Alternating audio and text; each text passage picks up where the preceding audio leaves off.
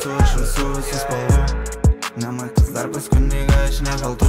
Važiuoju greitai, nepakeltų makrovų. Nepasakyčiau, kad nedomina ant zanių sėdi kelių.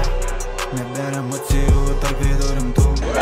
Nesustosim, nekalbėsim, žinau, man irgi būna apmaudu. Ar kaltas aš, kad mano laikas tapo tau gerokai per brangu? Labas. Labas rytas. Labas rytas, kaip gyveni? Gerai, viskas gerai, kaip pas tave. Gerai irgi. Ką, žinai, oras gerėja, pavasaris artėja. Smagu. Čempionatas artėja. Tai dar geresnis. Pats svarbiausias. Kaip tu laikais? Gerai, va, pabiški, mokslai, sportas, va, play-offai artėja kitą savaitę Šveicarijai, tai ruošimės visi ir bandysim kuo geriau sužaisti tos play-offus. Supratau. Tai dabar su U20 tu žaidi, su vyrų komandomis, kaip sekas? Su vyrų komandos žaidžiau anksčiau, dabar nežaidžiu, treniruojuos, bet nuo kito sezono jau su vyrai žaisiu visą sezoną. Supratau, tai tau, kai baigsis jau play-offai, su U20 tavo komanda, treniruosis toliau su vyrais pradėsi treniruotis? Jo, visą laiką tik su vyrais, po play-offų tik su vyrais būsiu. Supratau, ruošies kitam sezonui, mano vyrų? Taip, bandysiu. Supratau.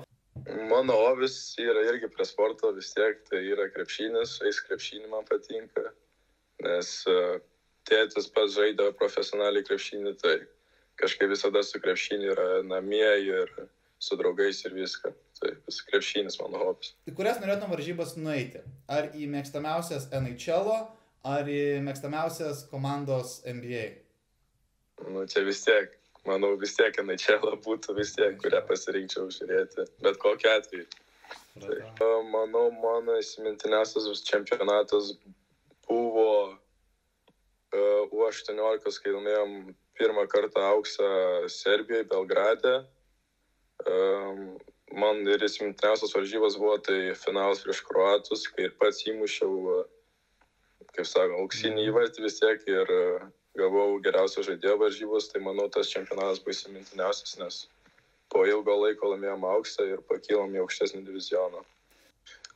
Rutinos pas mane kaip ir nelabai yra, tiesiog kaip yra, taip yra, bet realiai prieš kiekvienas varžybas šiek tiek jauduliuko yra, bet kai nueinu ant ledo padarau apšilimą ir po to išeinu ant ledo jau žaisti, po to tas jaudulys tiesiog pradingsta ir net nebegalvoju, kas kaip bus, tiesiog žaidžiu ir bandau savo geriausią daryti. Tai duosiu tau du variantus, tu pasirink, kuris tavo nuomonė tau yra asmeniškai arčiau širdies. Gerai.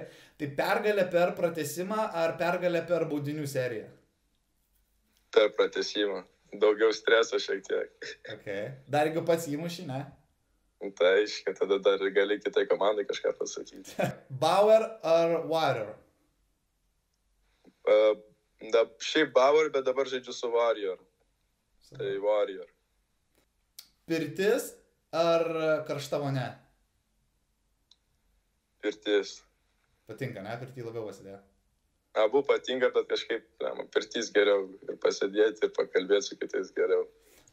Tau, Instagram ar Snapchat?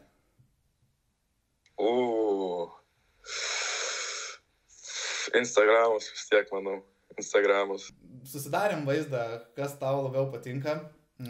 Turbūt daugiau apie tavo pasirinkimus galima bus sužinoti balandžio mėnesį, kada prasidės pasaulio čempionatas, pirmo B divizionas Kaune. Galbūt tu turi kažkokią žinutę tiems, kas žiūrės, fanams apie tą ateinantį čempionatą. Manau, palaikymas tikrai padėtų mums ir tikrai nemanau, kad jie pasigalės atvažiuoti į Kauną pažiūrėti mūsų turnyro ir kokius žaidėjus turim, tai aš manau, jeigu atvažiuos tikrai bus geri prisiminimai ir bus visi patenkinti. Tik tą galiu pasakyti. Balandžio 13-19 dienomis bilietus prekiauja biletai.lt, bilietų kainos tikrai nėra aukštos, viso čempionato bilieto kaina yra 20 eurų, tai nežinau, kas gali būti geriau. Tai ačiū tau už pokalbį ir, tai ką, pasimatom balandžio mėnesį. Ačiū Jums. Iki. Visą. Ja.